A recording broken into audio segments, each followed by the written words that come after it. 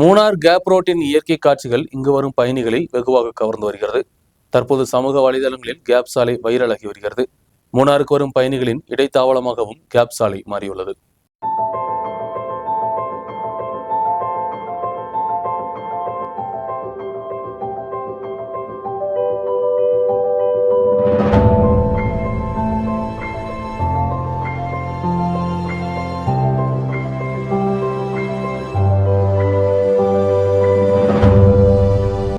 Munnar டவுனிலிருந்து 13 kilometre தேயிலை காடுகளுக்கு நடுவே காட்சிகளை கண்டு தேசிய நெடுஞ்சாலை வழியாக செல்வதற்கிடையே கேப் ரோட்டிற்கு செல்லலாம். இங்கிருந்து மேகங்களை அருகிலேயே பார்த்து கொண்டுள்ள பயணம் அனைவரையும் கவர்ந்து வருகிறது.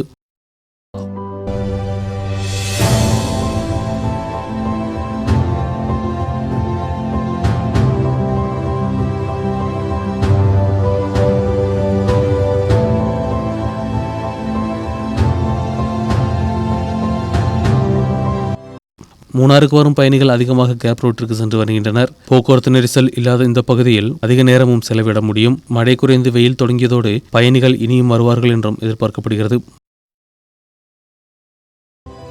ഇപ്പൊ നല്ല രസമാണ്. ഇപ്പം ഗ്യാപ്പ് റോഡ് കാണാൻ ഇഷ്ടംപോലെ സഞ്ചാരികൾ വരുന്നുണ്ട്. ഇപ്പം ഇവിടെ നമുക്ക് കുഴപ്പമില്ല.